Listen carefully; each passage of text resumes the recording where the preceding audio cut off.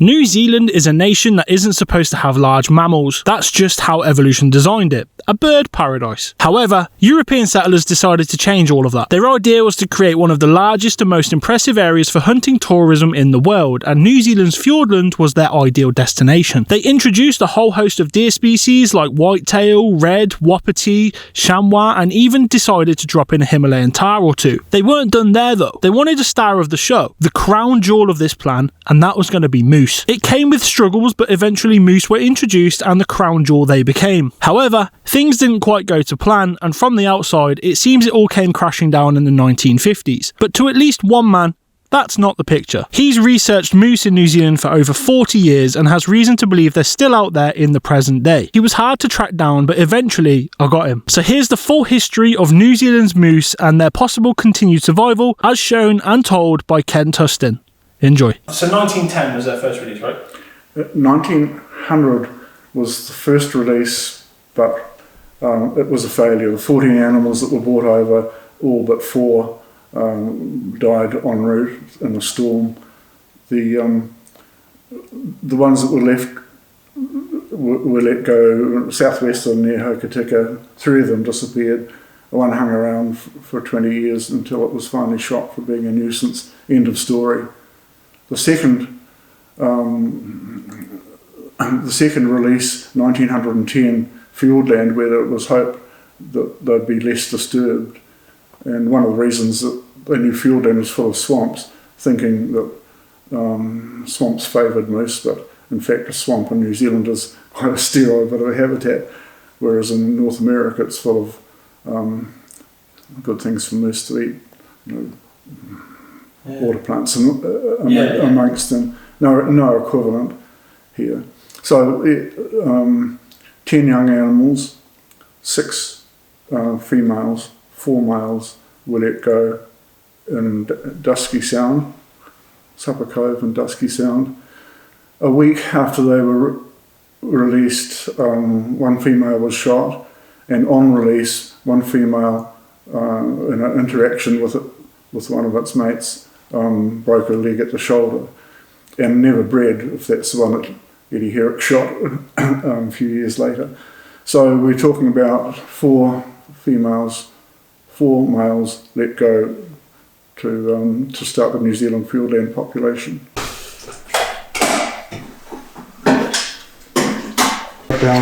This is for when I get old. Oh. So she thought that was clever if you're an air traveller, isn't it? Mike thought it might come in handy sometime. Yeah, it suits you.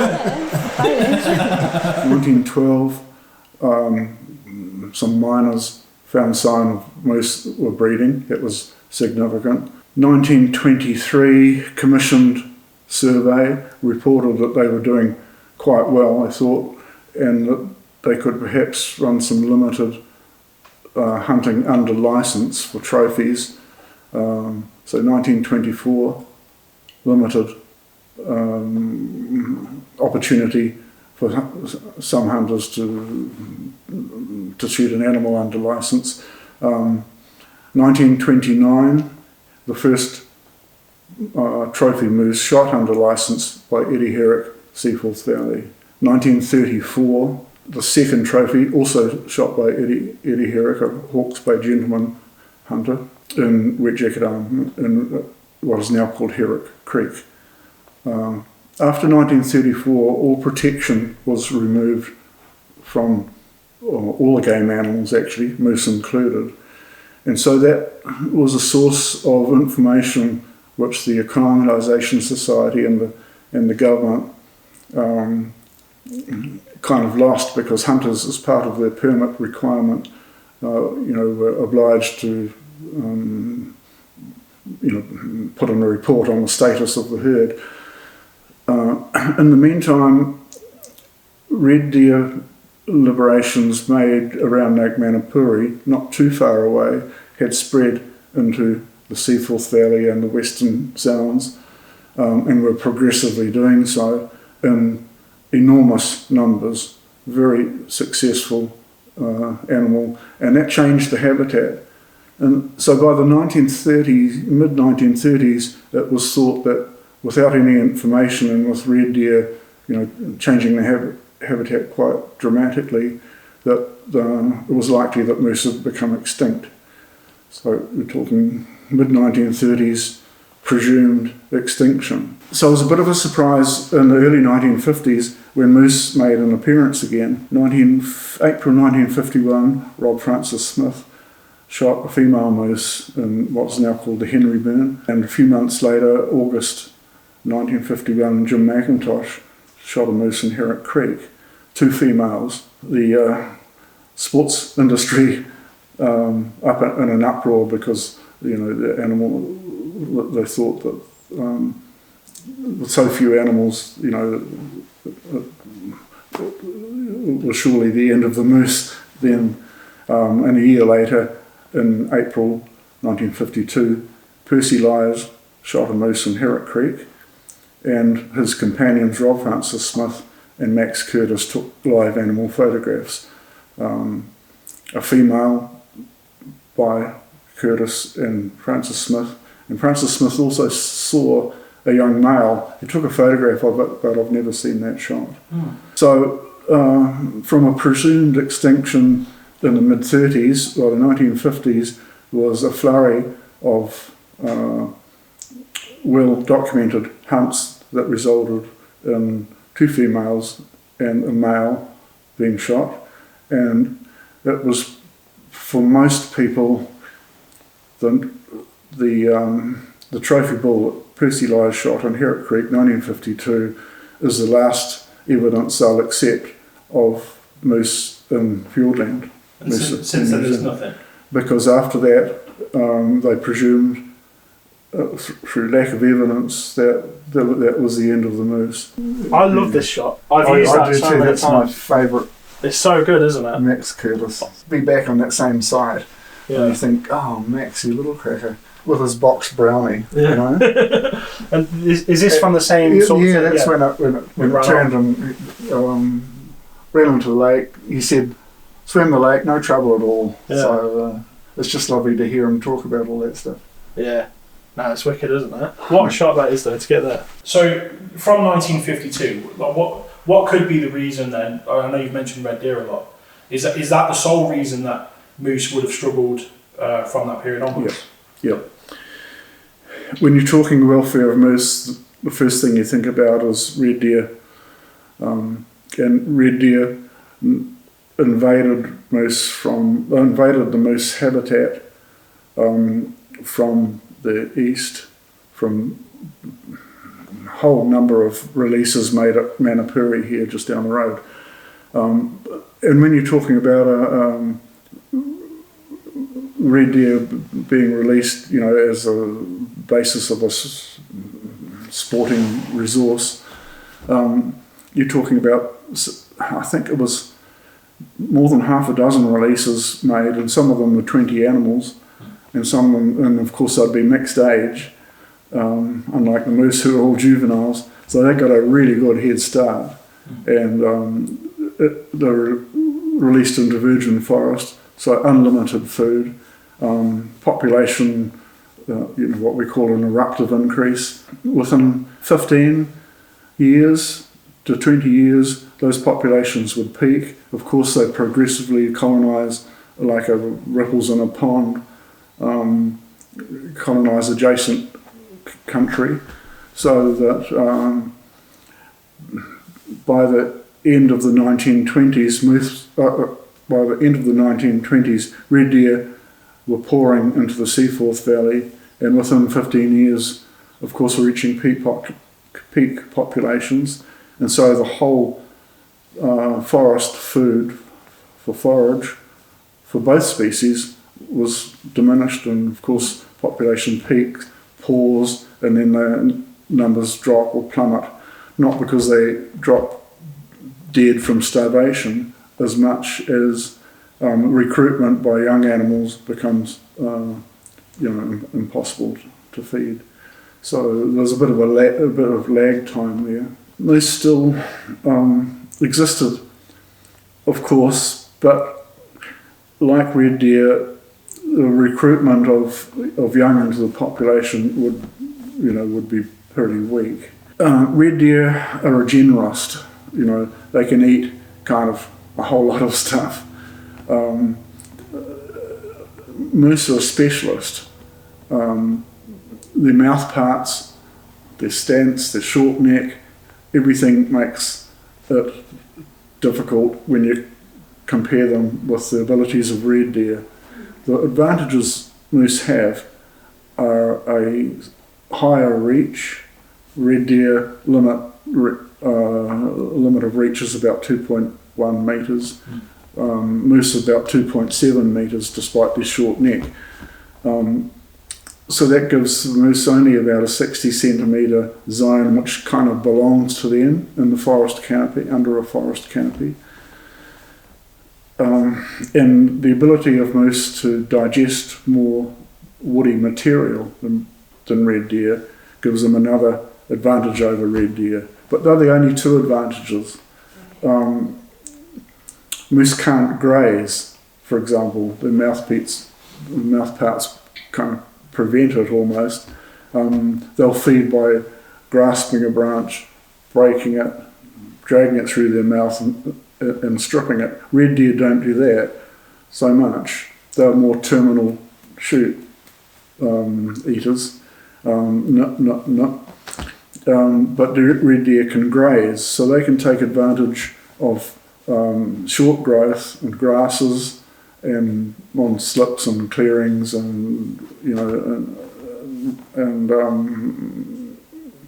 moose can't do that. Moose are at a huge disadvantage, and you can think of, say, a moose calf, same size as an adult red deer, but actually unable to graze, unable to reach.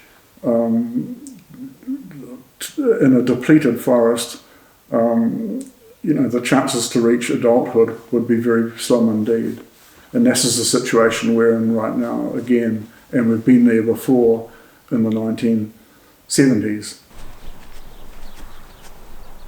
We're lucky here because we're so close to town, and yet it feels like country. What gave the moose their reprieve? Good question, and a really important one to answer, because we're talking moose alive to this present day, and what happened then. What happened was in the late 1960s, New Zealand developed an industry to harvest red deer for the overseas market, and they did it by using helicopters, hunting from helicopters, and it became a very specialist, very effective operation. It absolutely transformed wild animal in New Zealand. In the moose area, you would wonder, in an area that is so forested as Fiordland, how aerial hunting could change with a red deer, a forest animal as well as an open country animal. And that's simply because the forest was so depleted that the only habitat for where an animal could make a good living was forest clearings, slips, storm damage, and the alpine grassland tops. So when helicopter hunting started, the red deer populations were concentrated in those food areas and low canopy forest. We could shoot through the trees, they could hunt the open areas, and the outcome was that by about 1985, red deer populations, even in the forested areas of Fiordland, were just devastated. Perhaps 90% plus of red deer populations were hunted out. Relatively few helicopters, you're talking 30 or 40 down here, for example, but the price was increasing, the intensity of hunting increased, skills increased, and just when it was becoming quite hard to find a deer, the industry changed to capturing live deer for the domestic market and to create deer farms and to also have a resource which would last beyond the wild shot deer. And deer prices then ranged up to about $2,500 or $3,000 for a single hind. Yeah. So in a small helicopter like a Hughes 300 or a Hughes 500, with a skilled crew, and skilled crews they really were, could chase, hunt, blast with sirens out of deer out of small patches of bush, blow a net over them, jump on them, tie their legs, put them in a carry bag and bring them home. You can cover a lot of territory for $3,000 a pop. So the intensity of hunting was enormous until about 1985, when politics and tax regulations and the number of deer which were getting really hard to find all played out, and that was the end of that. What it meant for the moose was, in the absence of deer, forest recovered remarkably, and in a wet, temperate rainforest like Fiordland, the forest recovery was just so dramatic. In a 10-year period, it was almost became feeling like primeval again. So the few moose that hung on over that period suddenly had a reprieve. When it looked like they were going down the tubes in the early 1970s, suddenly they had food again, and for a few generations I think they made a minor comeback. Red deer populations came back too, of course, and again they swamped everything. The forest in 10, 25 years became depleted again. For example, you could say 1985, the venison industry collapsed. In our study area in Herrick Creek, deer populations peaked about 2005. Forest that had recovered on the slip sites and clearings and storm damage and other places where you get rapid growth. The canopy was beyond reach after about 25 years, and the deer cleaned up everything between times. So really we're back to where we are now, a depleted forest and not much opportunity for either red deer or moose. But moose would be particularly penalised because inability to graze, only a small zone available to them that red deer can't reach. Present file. But it's got, I just got a whole selection of stuff I thought might interest you, not knowing what. Here's stuff that comes from our trail cameras. Yeah. Oh, you've got loads of stuff here. Yeah, I've got 400,000 red deer shots. Here's an example of a red deer and a moose antler side by side. Mostly 72 stuff. Sign. Blah blah blah. Another antler we had, but I gave it back to the owner. Yeah. Oh, here's our camp from the early days, kind of stuff. Yeah. Moose sign. How strikingly different it is. One trip where it didn't quite go right. Our little boat.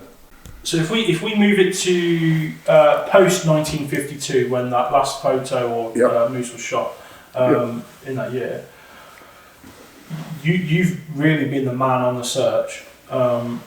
What have you found like year by year since then? Oh right, okay. April 1971, a meat hunter, venison hunter, working in the Western Sounds was rumoured to have shot a moose. When he came out of the bush, he kept his mouth shut. And finally, a Southland Times reporter cornered him in a Te Anau pub and got him to to say that he had heard some grunting in the bush. He'd followed it up. He saw a bull and a cow moose, and that was it. He would say nothing more, and he said nothing more, and he didn't, friends or family, or made no public comment after that. And it was quite a revelation because the press picked it up, and it was big news, but nothing was ever substantiated, and the hunter made no other comment. He was quite a reclusive sort of a character, and he died with that secret because there was so much public interest in that record or that rumour that Forest Service and Parks Board commissioned a survey. Said what the public demanded it really, and I ran that survey in February 1972. A small group of us spent 11 weeks just to see if there was any substance to the rumour that moose might still exist. We spent 11 weeks in the bush. It took 9 weeks before we were absolutely sure, which tells you, one, how rare the things were, but two, how we were absolutely unwilling to accept any evidence that we were not sure about. So after 9 weeks, we made contact with an animal, and in the last fortnight of the 11-week survey, we found sign on several other different places, and we've picked up a cast antler. Here's our little antler. Oh, is this the 1972? Yeah. Oh wow. So the nicest thing about these finds is, one, there's so much information in a cast antler. Yeah. So that tells you that a 2.5-year-old moose stood in this spot. It was a living animal, and you could expect it to live another 8-10 years. So that takes a moose presence right up to 1980. Yeah. So who's talking about 1952 anymore? Yeah. Kind of thing. And because there's no interpretation needed because of the configuration of the antler. So can I touch it? Yeah. You can. It's heavier than I thought it would be.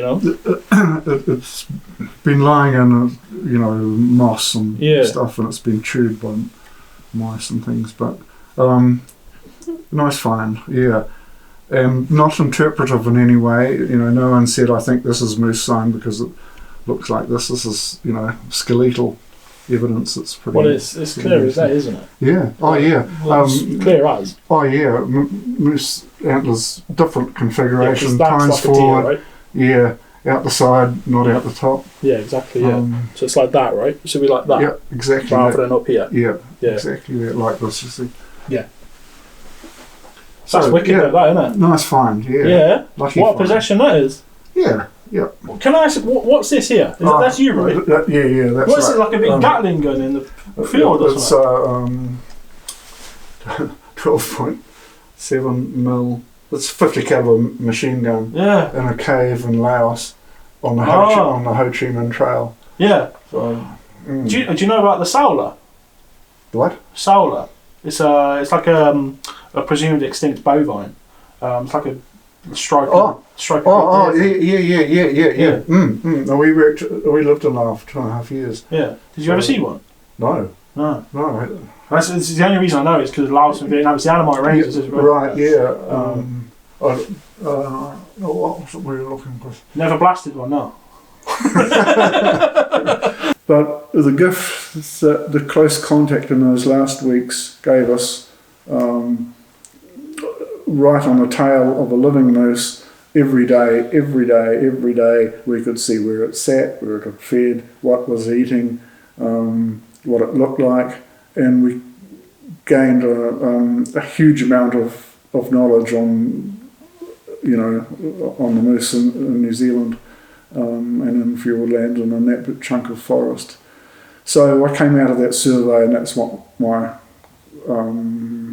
conclusion was. Yes, moose exist. No, there's hardly any. The reason was they were being outcompeted by red deer, and that unless something extraordinary happened, then moose, were doomed for extinction, for sure. The thing is that something extraordinary did happen, and that was the venison industry, and it wasn't realised then how potent it would be, or that its potency would continue even into the forested wilderness of Fiordland, and it did. And so red deer, as we've just discussed, populations were drastically reduced, forest came back, moose were hanging on by just a thread, managed to pull through, and that gave them another 30 years.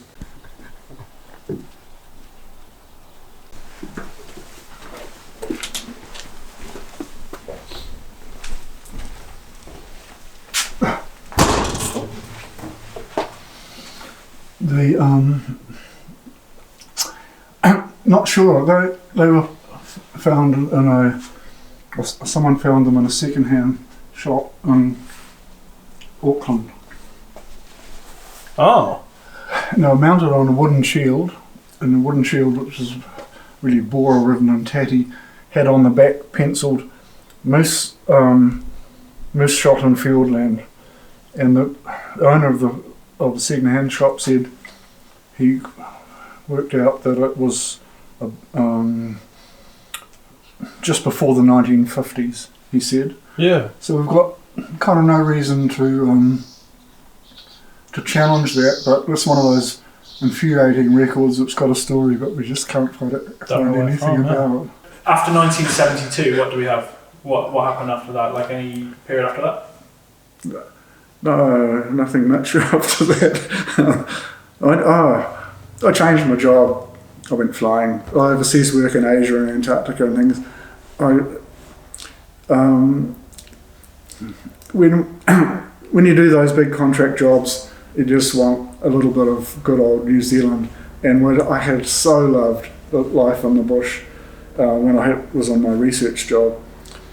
And with Margaret home, we decided that every time I came back from a contract, we'd go and have a neat adventure holiday somewhere. And the things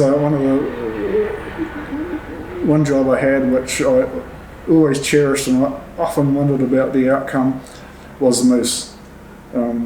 So we went in 1991 and spent 5 weeks in there. In Wet Jacket Arm, a place where we chased that moose round and round and round 25 years before. Wet Jacket, we kind of considered this the core area of the moose range, and found, surprising ourselves, moose sign from the winter before. So 1991, Wet Jacket Arm, moose sign where we hadn't expected that they, would take advantage of the reprieve that they had. Who knows? So we came out of that having an adventure of a lifetime, absolutely thrilling discovery that moose still survived, or at least one had, right where we were camping, right at Hera Creek, where we'd had all that close contact, and we just made a pledge, let's make this a bit of a project, and settled into it. And I wanted it for the science. I wanted to know everything about moose that I could, from the history, the ecology, the distribution, everything we could lay our hands on, and put it between two covers in a credible fashion. So there was the science, and then there was the adventure, both of us. Marg just took to it like I had, absolutely loved it. And the challenge, academic challenge, physical challenge, mental challenge in a place like that. To string all those things together in a package was just irresistible. So for years after that, 1991 till very, very near the present, we went in hands-on for quite long periods. We never less than a month for decades, perhaps twice a year, sometimes if opportunity presented itself, and learnt. We made Herrick Creek our study area because it had a nice history of moose presence. But we had a little boat and we travelled a lot around in it, working in other areas. And I realised in 1991 I was on the bottom edge of a red deer eruptive increase, and I wanted to somehow, as best I could, to document it and the moose interaction in between times. When the first few trips in the early 90s, we found that moose presence we could find much more readily than I would have thought. For example, in 1995, we reckoned that there was at least 3 moose using Herrick Creek at some time. And everything we'd learnt in the 1970s played off, and then as we made contact with moose sign and got to be able to identify it and to age it, we started to build, of course, a bit of a portfolio of presence, of seasonal use, of movements. It took decades and decades before we clicked onto the fact that moose aren't resident in any one area, but they have a big seasonal beat. So if we found fresh sign in Herrick Creek, as we did every end of July, early August, one always came to Lower Herrick Creek and fed on the big fuchsia faces that were just above the camp. Other times of the year you'd never find the sign, but if you came back end of July, early August, the next year, there again, like clockwork. And then suddenly that explained so much about the puzzling things we'd learned in other years. Why now we're finding sign, why not, next month, why not the month after? And we became very good at reading sign too, and aging it, because we were always running up against it, and because we were there the same places, year after year after year after year. And once we got a good handle on the Herrick Creek story and the changing deer numbers, we went to other places as well. And one thing that really helped us, we started using trail cameras for a start to catch a moose, like for the documentary that Natural History was making. And as the gear got better, we realised just how much we could learn about what happens in the forest when you're not there. So we could also track, but not quantify, unfortunately, but we could track the increase in deer numbers and the changing of condition, as we went through this eruptive increase and plateaued, and then the forest degenerated, so the animal condition degenerated too. You could track that on the cameras. So a trail camera, especially the more modern ones these days, it sits there quietly in ambush. Anything that goes past, it records. Ours was set to go click, click, click, 3 in a row. So you got bit of red deer behaviour. Storm, night, day, spring, winter, snow. It's just a wonderful, wonderful story about things in the bush you could never learn about any other way. So I've ended up with 400,000 red deer shots, and only one of a moose, and that's a story in itself. Oh, this is the photo. Yeah. Tell me that's a fucking red deer. Do you know what? Like we've seen this. Yeah. I'm I'm with you. I think it's a moose. Yeah. Like when you compare it to the other shots of the red deer. Oh, it's absolutely from stance, colour, shape, short neck, solitary, long snarls, even though It's covered a little bit, isn't it? Yeah. I mean, you show that to any 4-year-old kid, yeah.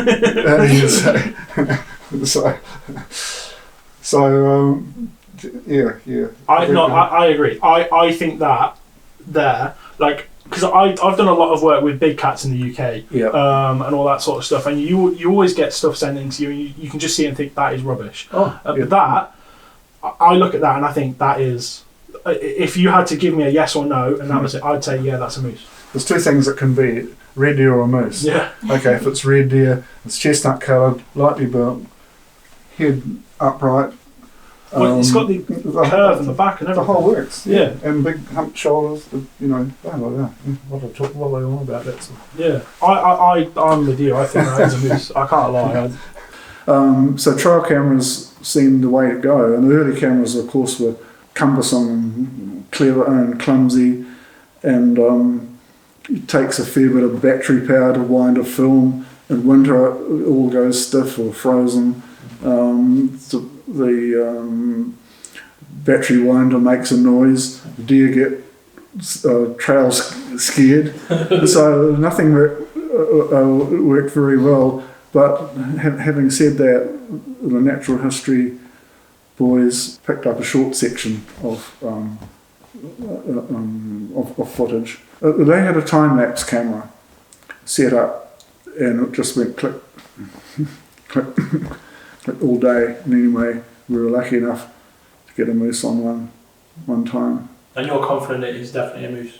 Oh, absolutely confident. When you size it up, well, there's two things it can be. It can be a red deer, it can be a moose. And if it's a red deer, it's often in a group. It's chestnut coloured. Its head is upright and it's lightly built. It's got a big white rump patch. If it's a moose, it's brown or charcoal coloured.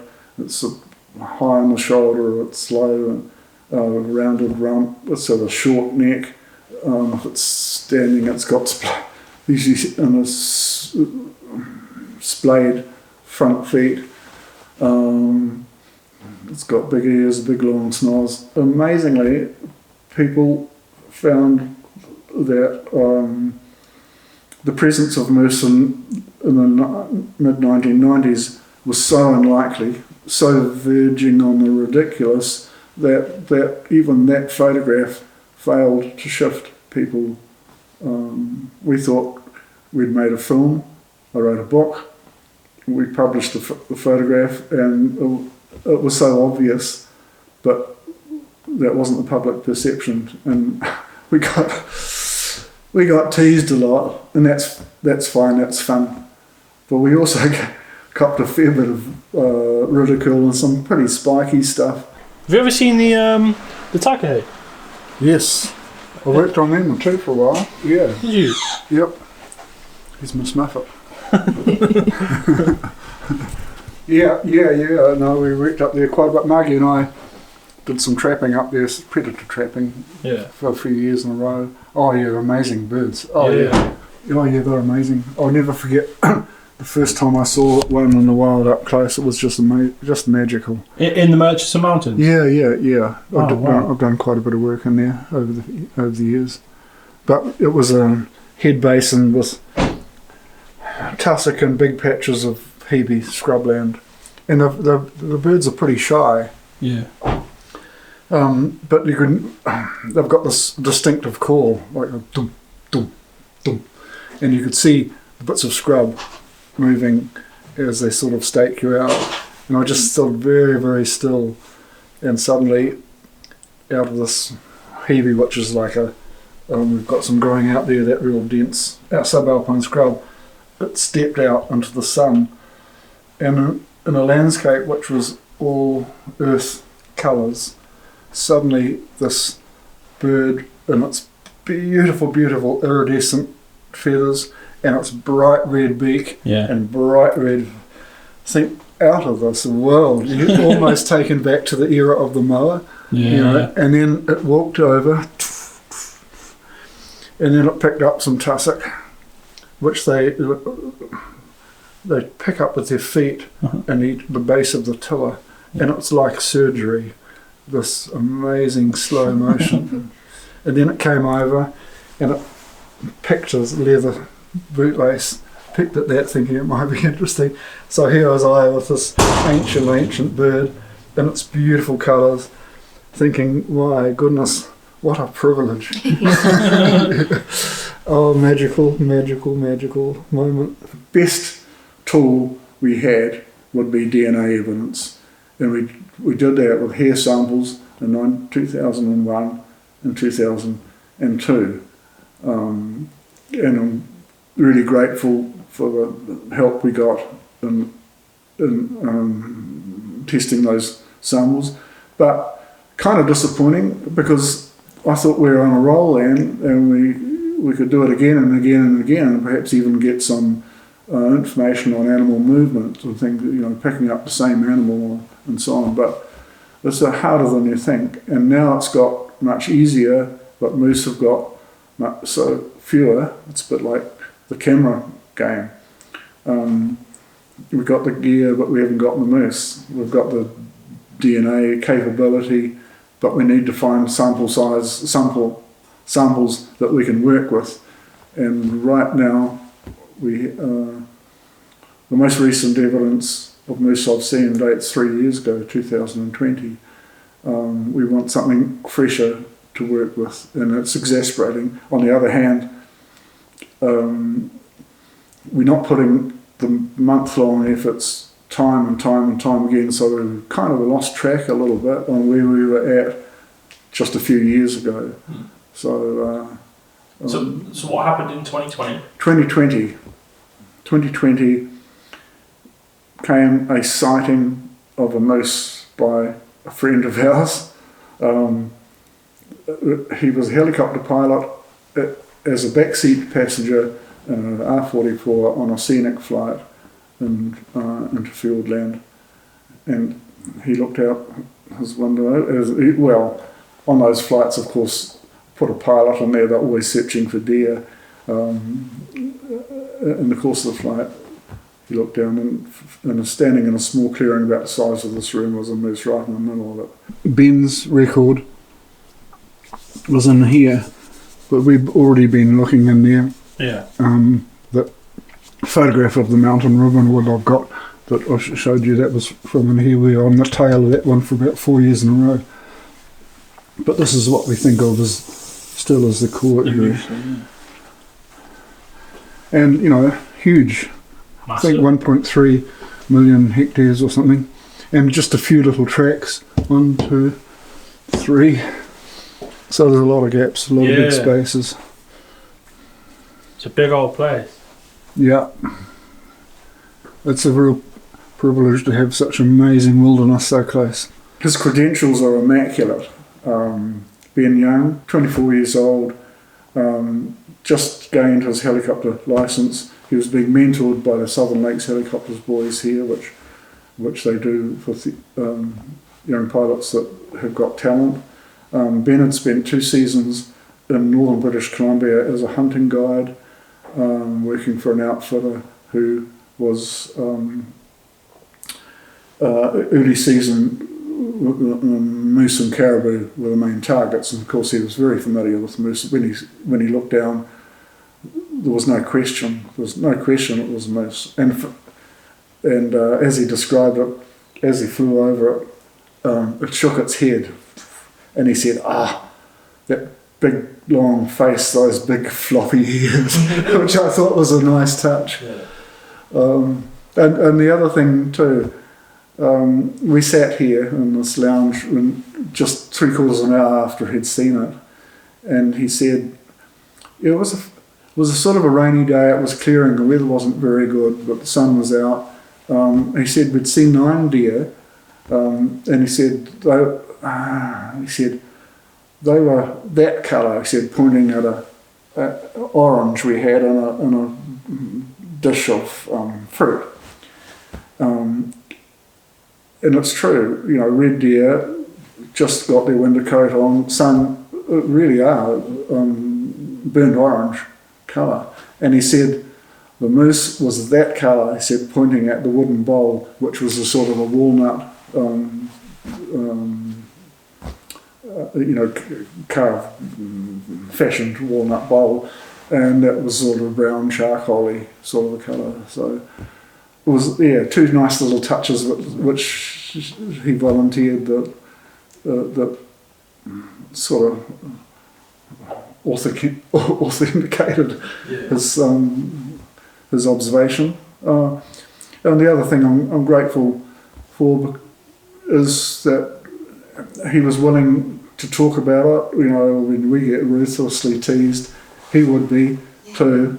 He said, no, I'll stand by what I saw. And so good on him for that. I keep a log of everything that's happening and finding out in between times. I've got about 5 of these. History, some of the shots you might be interested in. Here we are. Seaforth, wet jacket arm. So you can see it's clustered here. Yeah. But you just need to be a little bit cautious about interpreting this, because it might show where humans were as much as it shows where animals were, because there's vast areas that, you know, no tracks, no people, a bit of helicopter hunting, perhaps fishing around the outside, but not a hut. Not, you know, hundreds and hundreds of valleys that don't get a foot in them. Have you ever seen a moose yourself? In Canada, yes. Yes.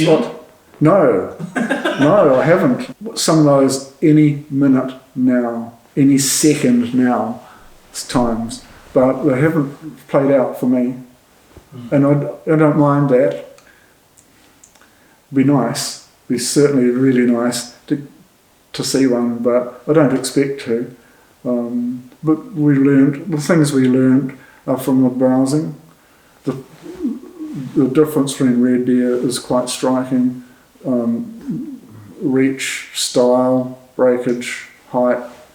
That tells us kind of what we want to know and gives it an age and, you know, all sorts of information. But it would be nice to see one, but we don't actually need it to tell our story.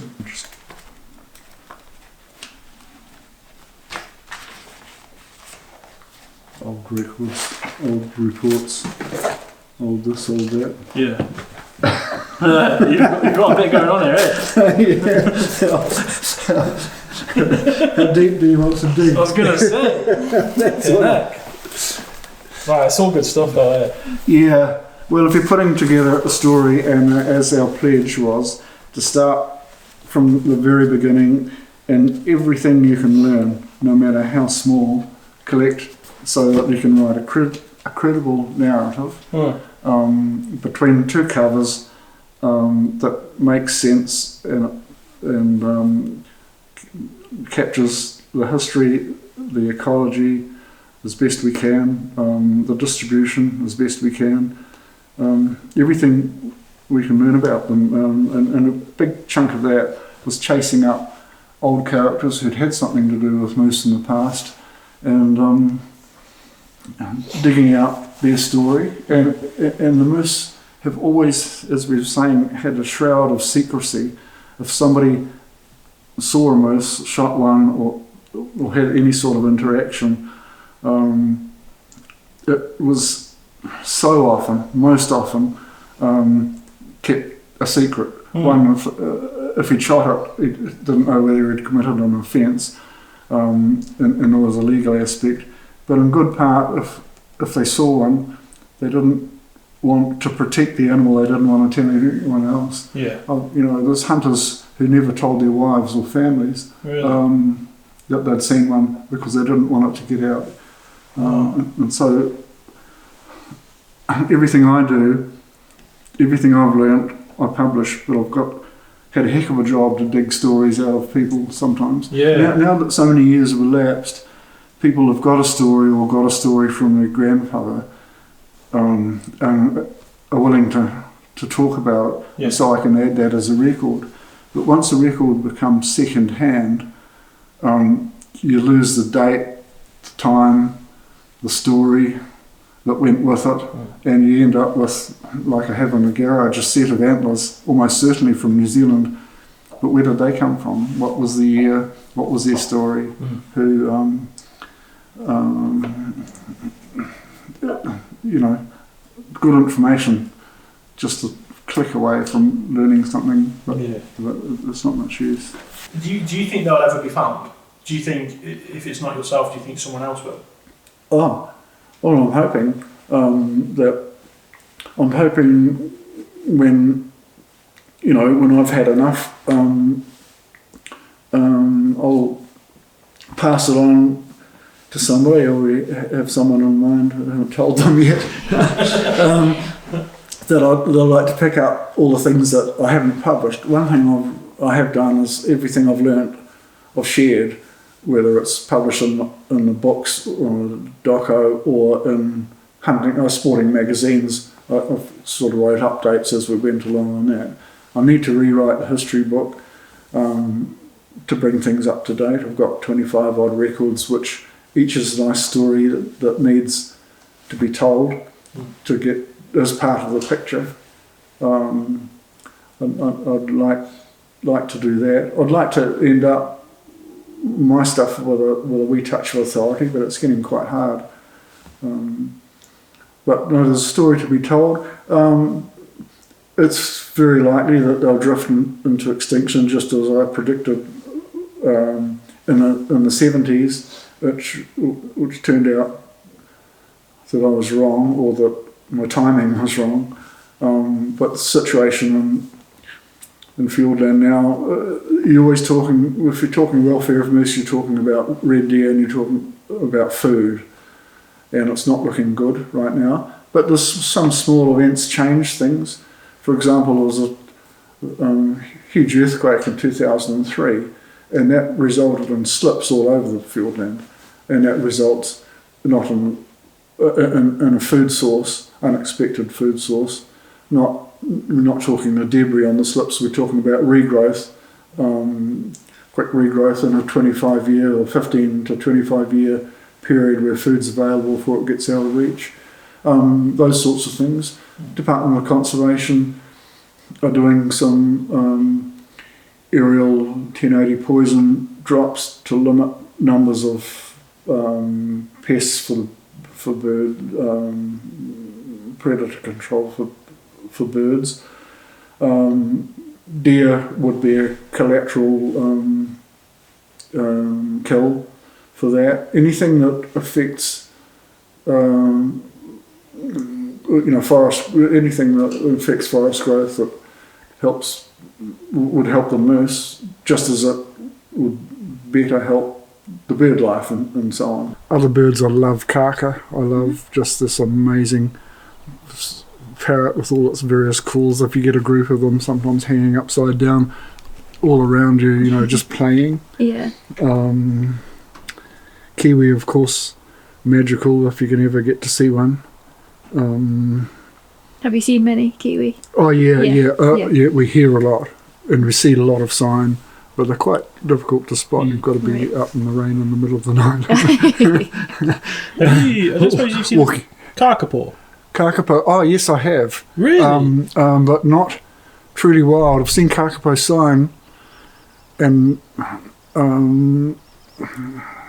for the first time once, when we found reasonably fresh kakapo sign in a place where they hadn't seen. Yeah. There's a feeling of privilege. I've seen them on Anchor Island, one of the refuges, and I've picked up feathers in the wild and crawled into caves where there's historic piles of droppings and things. But magical stuff. But I've never seen one truly in the wild.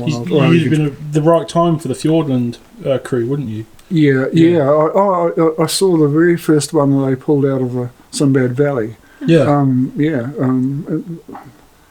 They bought it. We were with the Forest Service here. They bought it to show us in this cage.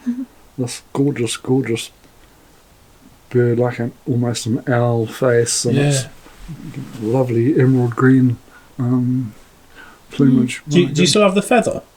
Oh yeah, but you know, I put it somewhere safe.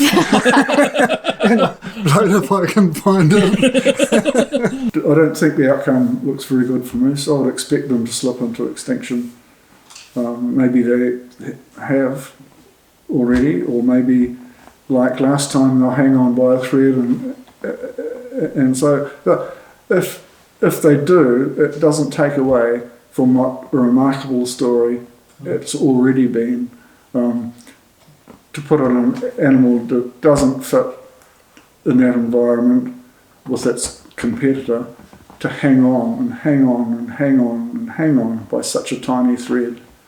And it's likely that there's a threshold number where moose can't find one another in the rut, for example, and that's the end of it. I know in our study here in Herrick Creek, in the mid-1995, there was at least 3. By 2005, there was 1. By 2015, I couldn't find any sign at all that the area had been used for some time. If that's general, and it could well be, then moose are finished as wild species here. But it's still a remarkable story. Gorgeous.